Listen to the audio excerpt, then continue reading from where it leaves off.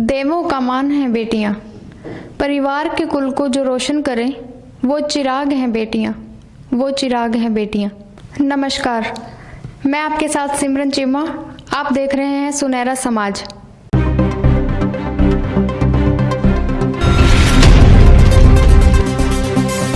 आज हम बात करते हैं कुसुम से और जानते हैं उनके बारे में, उन्हीं की जुबानी। मैम, आप अपने बारे में बताइए। जी, मेरा नाम कुसुम है। मेरी शादी हुई थी मैम 12 दिसंबर 2015 को। तो मैम शादी, मेरे जो पिताजी हैं उन्होंने अपनी हैसियत के अकॉर्डिंग मैम शादी की। घर के सामने वाली पार्क में मेरी शादी हुई थी। तो मैम शादी के कुछ टाइम बाद ही उन्होंने, जो मेरे हस्बैंड है, इन्होंने मुझे मैम परेशान करना शुरू कर दिया। मारपीट मैम, शराब पी के आके मैम, नशे करके मैम। जिसके मेरी शादी हुई थी उसका नाम मैम नितिन घई है और मेरी जो सास है मैम उषा कांता। इन्होंने मैम सही काम नहीं बताया कि सेल्स एग्जीक्यूटिव बताया गया था कि सेल्स एग्जीक्यूटिव लगे हुए हैं। तो मैम शादी के कुछ टाइम बाद ही मुझे पता चला कि ये जो मेरे हस्बैंड है ये ड्राइवर हैं। मैम इन्होंने क्या किया, डेली मैम नशे करने, शराब पीनी, उसमें मुझे मारपीट करनी, घर आना लेट। तो मैम हर तरीके से मैम मुझे परेशान करना शुरू कर दिया। दहेज के लिए मैम डिमांड करनी। जो मेरे फादर है इन्होंने मैम दहेज में बाइक दी थी। तो इन्होंने मैम, जो मेरी मदर इन लॉ हैं, उन्होंने डिमांड करनी शुरू कर दी कि मुझे गाड़ी चाहिए मेरे बेटे को, कि हमें शादी में बहुत कम तुमने दहेज दिया। तो हमने पहले तो कुछ बोला नहीं है, तो अब हमें गाड़ी चाहिए मैम।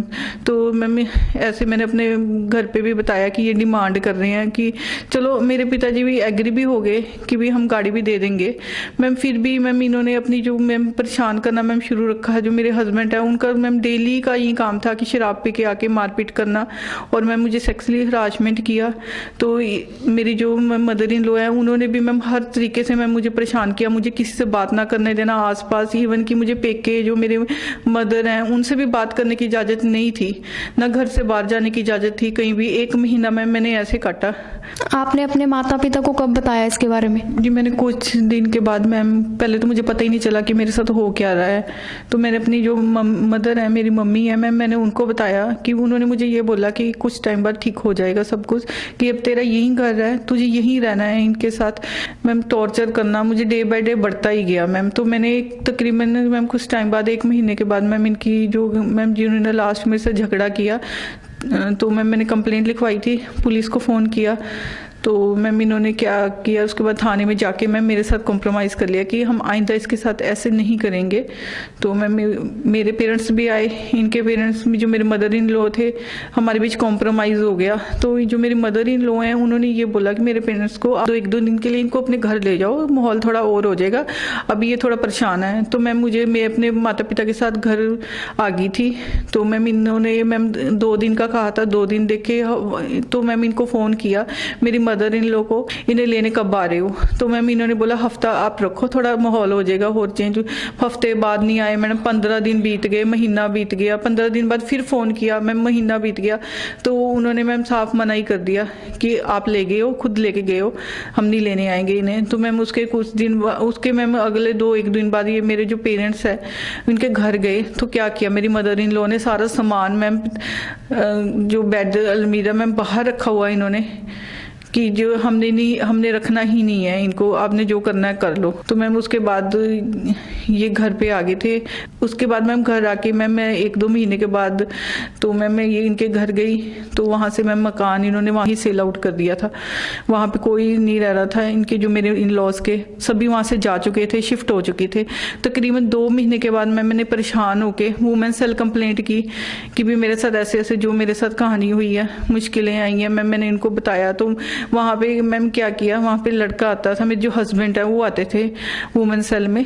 तो मैम इन्होंने क्या किया, जो मेरी मदर इन लोग इसको बेदखल कर दिया था, कि मैंने इसको बेदखल कर दिया, अब ये जहाँ मर्जी रहे। जैसे मैम बेदखल किया था, बट मैम जो हमारी अरेंज मैरिज थी, टोटली अरेंज मैरिज थी, उसके बावजूद भी उन्होंने जानबूझ के बेदखल किया कि कल को हमें लड़की को कुछ देना ना पड़े।